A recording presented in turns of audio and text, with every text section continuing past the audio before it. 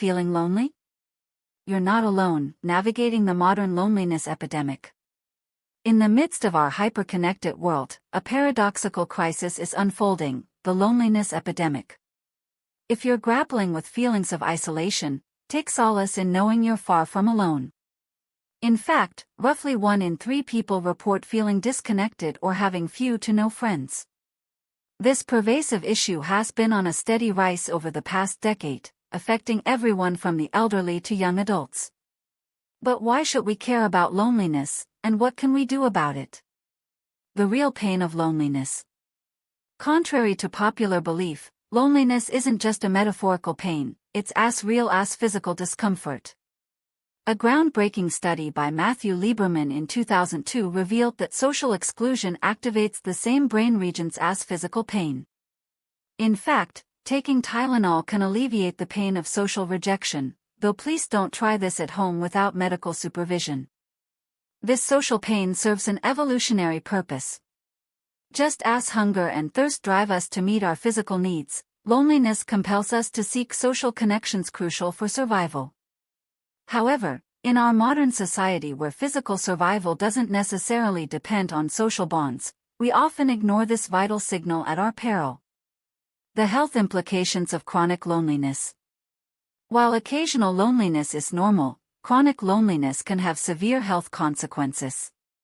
29% increased risk of heart disease. 32% increased risk of stroke.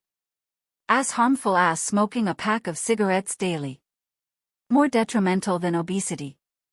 Surprisingly, even if you're doing everything else right, exercising, eating well, sleeping adequately, neglecting your social needs can still damage your health.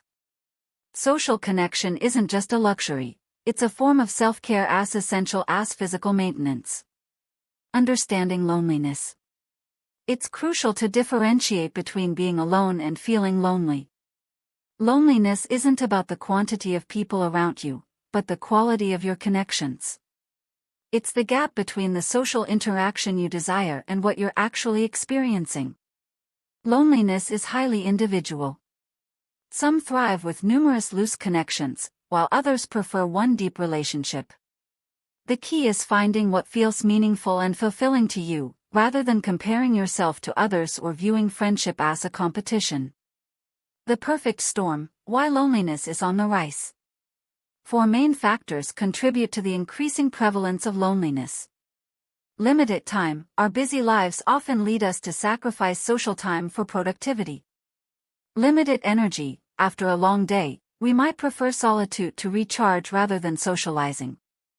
Technology. While connecting us digitally, it often replaces face-to-face interactions and hinders the development of social skills. Social media. It encourages comparison with others' highlight reels, leading to feelings of inadequacy and missing out. Combating loneliness. Practical steps. Limit device time. Use technology intentionally rather than letting it use you. Invest in deliberate socialization. Recognize that friendships require lifelong effort and maintenance. Reach out. Contact old friends or acquaintances. You might be surprised how many people are waiting for someone to make the first move. Pursue interests. Join groups or events aligned with your hobbies. You're more likely to form meaningful connections in environments you enjoy.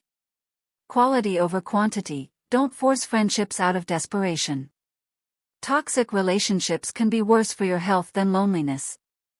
The value of connection. For the success-driven individuals, remember that the path to greatness can be lonely. However, many who achieve success realize it wasn't what they truly sought. One of the biggest predictors of happiness and well-being isn't wealth or fame, but the quality of our social bonds.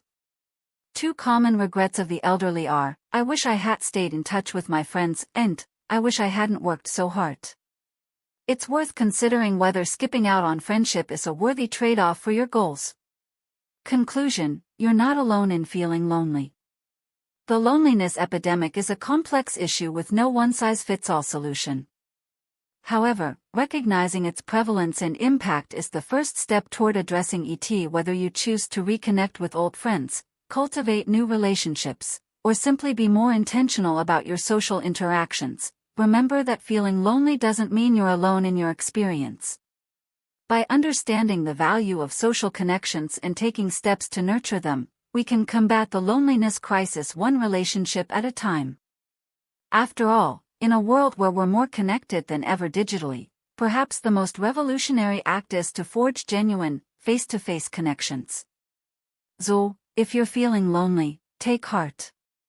You're part of a vast community of people experiencing the same thing.